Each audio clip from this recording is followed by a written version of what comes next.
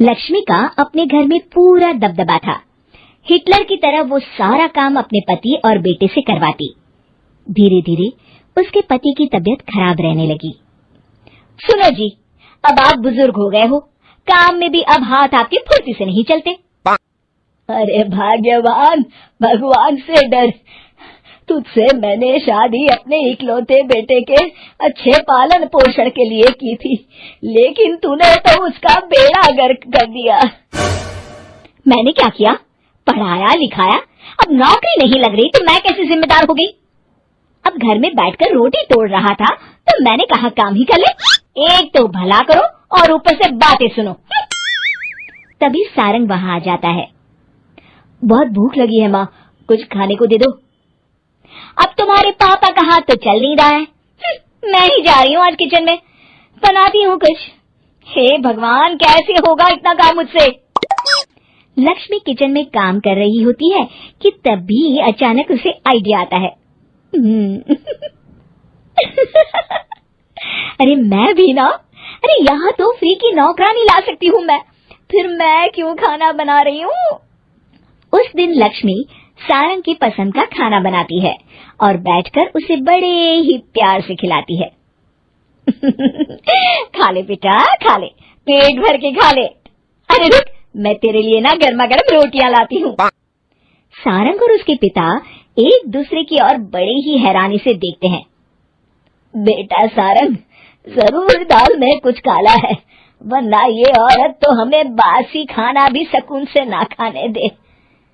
सुनील की बात लक्ष्मी सुन लेती है और जोर जोर से चिल्लाने लगती है। अरे हाँ, भलाई का तो जमाना ही नहीं रहा। एक तो आग में खुद को जलाकर तुम लोगों के लिए खाना बना रही हूँ और ऊपर से तुम्हें दाल काली लग रही है। अरे माँ, पिताजी का ये मतलब नहीं था, तुम बुरा मत मानो। अरे हाँ बेटा, तू कहता है तो मान लेती हूँ। लक्ष्मी सारंग के पास बड़े ही प्यार से बैठ जाती है और फिर कहती है, बेटा मैंने ना तेरी शादी करने की सोच ली है। अब तेरे पिताजी के हाथ भी नहीं चलते तो सोच रही हूँ तेरे लिए बीवी ले आऊं। अब पता नहीं ना मैं भी कब मर जाऊं। अब ऐसे भाग्य भी कहाँ है हमारे। क्या कहा? अरे हाँ, तुम तो चाहते ही हो कि मैं मर जाऊं, लेकिन मैं अपनी प्यारी बहू का चेहरा देखे बिना नहीं मरूंगी। हाँ माँ, शादी तो मैं कर लूं, लेकिन मैं नौकरी नहीं करता, फिर कोई क्यों देगा मुझे अपनी बेटी? अरे क्यों नहीं देगा बेटी? इतना बड़ा घर, खेल खलियान है, किस चीज की कमी है हमारे पास? जो आएगी राज करेगी, राज। हम तो ना कर पाए राज, ये बोलो कि एक और नौकर तुम्हारे पास आ जाएगा। मैं कहती हूँ चुप हो जाओ। अरे खुद के घर का खाना बनाएगी तो क्या नौकरानी हो जाएगी? अब तुमसे तो किचन का काम होता नहीं, तो कोई तो करेगा ना। ठीक है माँ, तुम जैसा सही समझो बस।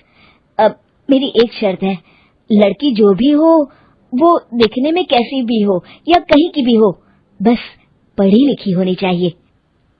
अरे हाँ, ला देंगे पढ़ी लिखी बेटा, मैंने कौन सा काम करवाना है उससे। हाँ। और फिर एक दिन पास के गांव की ही रति से सारंग की शादी हो जाती है। रति दिखने में बहुत ही सुंदर थी, साथ ही साथ काफी पढ़ी लिखी थी। रति को लक्ष्मी के सौतेले होने की बात पता नहीं थी। शुरू शुरू में जब रति ने सारंग को घर का काम करते देखा तो हैरान रह गई। अरे ये तो अच्छी बात है कि आप घर का काम करते हैं, लेकिन मैं तो घर में ही हूँ ना, आप क्यों कर रहे हैं जी? जाइए आप नौकरी के लिए अप्लाई कीजिए ना। तभी लक्ष्मी वहां आ जाती है। अरे रति बहू, करने दे उसे काम। और हाँ, मेरे घर के कुछ नियम है, कायदे हैं, यहाँ बीच में ना ही बोलो तो तुम्हारे लिए अच्छा होगा। रति को लक्ष्मी की बात कुछ अजीब सी लगती है। वो समझ नहीं पाती है कि वो ऐसा व्यवहार क्यों कर रही है, लेकिन उसे लक्ष्मी के सौतेले होने के बारे में कुछ पता नहीं चलता है। फिर एक दिन तो हद ही हो जाती है। इस कहानी के पहले भाग में आपने देखा कि कैसे रति की शादी एक ऐसे घर में हो जाती है जहां उसकी सास सौतेली होती है और वो पूरे घर वालों को अपने इशारों पर नचाती है। रति छत से सूखे कपड़े उतार कर ले जा रही थी कि तभी उसकी नजर लक्ष्मी पर पड़ती है, जो किसी तरह चोरी से सुनील की अलमारी खोलने की कोशिश कर रही होती है। अरे, ये माँ जी को क्या हो गया? चोरों जैसे क्यों आप मेरी अलमारी खोल रही हैं माँ जी? आपको क्या चाहिए मुझे बताइए। अरे वाह, क्या चाहिए मुझे बताइए। अरे मैं इस घर की मालकिन हूँ, पूरा घर मेरे इशारों पर नाचता है, और तुम्हें बताऊं कि मुझे क्या चाहिए? हट यहाँ से। और वो उसे जोर से धक्का देती है। जैसे ही लक्ष्मी रति को धक्का देती है, उसके सर पर चोट लग जाती है और वो बेहोश होकर गिर जाती है। रति के आसपास पूरा परिवार खड़ा रहता है। डॉक्टर जैसे ही उसे देखकर जाता है, रति को होश आता है। अरे बेटा, तुम दूर क्यों खड़े हो? मेरे पास आओ, मैं तुम्हारी माँ हूँ, कमला। रति के मुंह से लक्ष्मी सारंग की माँ का नाम सुनती है तो हैरान सी रह जाती है। क्या बोला रति बहू? चुप कर डायन, तूने मेरे पति और बेटे का हाल बेहाल कर दिया। अब तू मेरी बहू को भी गुलाम बनाना चाहती है? रुक, अभी मजा चखाती हूँ। ये कहकर जैसे उसे पकड़ने की कोशिश करती है, लक्ष्मी वहां से भाग जाती है। लक्ष्मी के जाने के बाद रति अपने ससुर और पति की तरफ देखकर मुस्कुरा देती है। दोनों समझ जाते हैं कि ये रति की चाल है। अगली सुबह लक्ष्मी का पति खाना लेकर खेत में जाने के लिए निकल ही रहा होता है कि लक्ष्मी उसे रोक देती है। अरे कहाँ चल दिए खाना लेकर? आज घर का काम कौन करेगा? तभी पीछे से रति आ जाती है और जोर से चिल्लाती है। कौन इनको काम पर जाने से रोक रहा है? मैं अभी उसे मजा चखाती हूँ। जैसे ही रति लक्ष्मी की तरफ बढ़ती है, लक्ष्मी घबरा जाती है। मैं तो मजाक कर रही थी बहन। आखिर मैं कौन होती हूँ रोकने वाली? मैं तो बस ये पूछ रही थी कि घर का काम कौन करेगा। कौन क्या? तू करेगी। चल उठा झाड़ू और शुरू हो जा। लक्ष्मी पूरे घर में झाड़ू पोछा लगा रही होती है कि अचानक सामने सारंग खड़ा हो जाता है। अच्छा माँ, मैं काम पर जा रहा हूँ। रति के मामा की फैक्ट्री है, मैं वहां आज से मैनेजर के तौर पर काम करूंगा, सैलरी भी अच्छी है। अरे सारंग, तुझे क्या जरूरत पड़ गई काम करने की? और बेटा तू बाहर काम करेगा तो इस बड़े से घर को मैं कैसे संभालूंगी? अभी तो पूरा काम बाकी पड़ा है।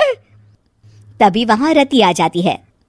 अरे बेटा सारंग, जा, नौकरी पे जा रहा है ना, जा। और हाँ, आते वक्त घर के लिए सब्जियां ले आना। ये लक्ष्मी बैठी बैठी मोटी हो रही है, जरा काम भी तो कर ले। सारंग के जाने के बाद, अच्छा लक्ष्मी, सुन जरा यहाँ। लक्ष्मी अपनी बहू रति को सारंग की पहली माँ जो मर गई है वो समझकर उसके पास जाती है। अरे बहन, ऐसा क्या हो गया जो तुम्हें वापस आना पड़ा? मैं तो बड़े ही प्यार से इस परिवार को चला रही थी। प्यार से तो मैं बहुत साल से तुझे मजा चखाना चाहती थी, लेकिन किसी औरत का शरीर मुझे नहीं मिल रहा था प्रवेश करने के लिए। अब से ना मैं बहू के शरीर में रहूंगी। और हाँ, तूने कोई भी चालाकी दिखाई या मेरे घर के लोगों को परेशान करने की कोशिश की तो तेरा गला दबा दूंगी। लक्ष्मी रति के मुंह से ये सुनकर डर जाती है और शाम को अपने बेटे और पति के सामने जाकर कहती है, तुम दोनों मुझे माफ कर दो, मैं अब तुम दोनों को कभी परेशान नहीं करूंगी। और बहू, तुम मेरी बेटी की तरह हो, बस अब बेटी की तरह ही बनकर रहना। लक्ष्मी उन लोगों को इतना कहकर वहां से चली जाती है और उसके जाने के बाद तीनों एक दूसरे की तरफ देखकर हंस देते हैं।